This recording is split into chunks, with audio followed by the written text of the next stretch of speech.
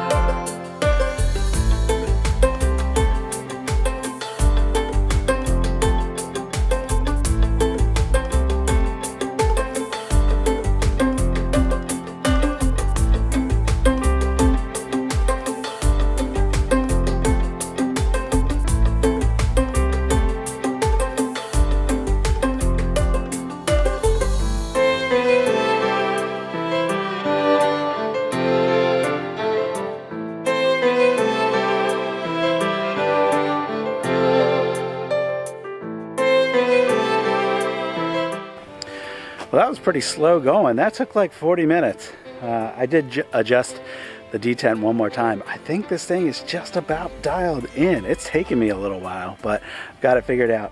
One of the detents had actually worked itself loose. The lock nut was not down on it, so maybe it kind of vibrated itself out of adjustment. But if you've been following us for a little while now, I've had 5 or 6 videos on this splitter, and when I first got it, it didn't work right at all, and then we made a couple adjustments, and it's gotten better. And where I was at the last video was I was generally satisfied with how it performed once it warmed up. The return was not kicking out before it warmed up, but after it warmed up it was fine. Well, today, once it was warmed up, it still didn't kick out, so that's when I went to adjust it, and that's when I noticed it was loose. So I apparently didn't lock down on it tight enough the last time I made an adjustment, and that is why it wasn't working right. I have 2 rounds here on the ground that I'm not going to fit on that trailer. There's already, pieces tumbling off, and I'll probably drop a few pieces as I take this load down the hill. Hopefully it's not too muddy and we can get enough traction to get back up the hill where my shorts pile is. So let's go dump this off, and then we'll try splitting some more of this. I was going to set up the camera over here so you guys could see me go up the hill. Sorry, you missed it. I forgot to do it. I was just on a roll.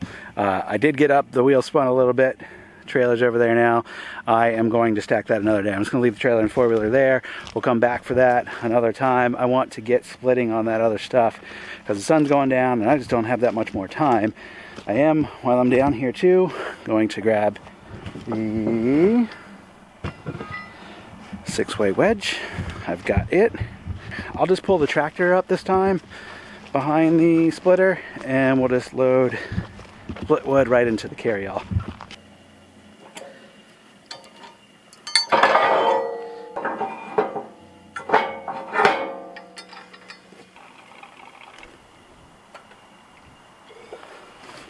Thirsty little booger.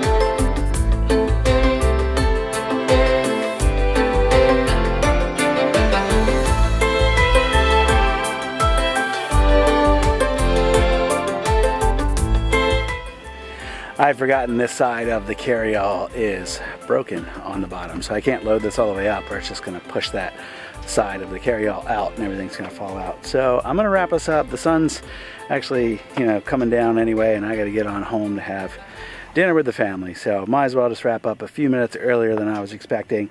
Let this thing cool off, get it covered up because there's going to be some rain in a day or two. And yeah. We'll just have to come back and finish this another day. 6-way wedge, I'm kind of starting to figure out what is the right size for the 6-way wedge without having to do too many resplits. And it's working out pretty good. So filled up that carryall in like 20 minutes of splitting, or didn't even really fill it up, but that was 20 minutes of splitting, less than halfway full. And we'll have a lot more here to split. I think what I might do, since there's just a little bit left here, is I might just grab these with the tractor next time and move them down to the other pile and do all the splitting down there, because there's a whole bunch more down there already, and if I split it down there I can stack it right after I'm done splitting. So I will fill you guys in on the firewood here in the next day or two after I get this stacked, show you what the inventory is looking like. Starting to get some nice looking stacks and piles down there, and I'm feeling pretty good about being able to get the inventory that I want to get for this upcoming year, though a lot of this oak might not be ready for this upcoming year. We'll just have to see what kind of weather we get this summer and see if everything dries out enough. It might not. So in the next couple weeks I will be getting into a lot more maple and elm and poplar and other woods that I know will dry out this season. But the oak and the hickory around here is just really wet, and it seems to take like 2 years generally. Now, some of this stuff was either standing dead or some of it was cut like last year. So we'll just have to watch and see. I'm going to quit rambling. You guys have a good one. I'll see you on the next video. Bye-bye.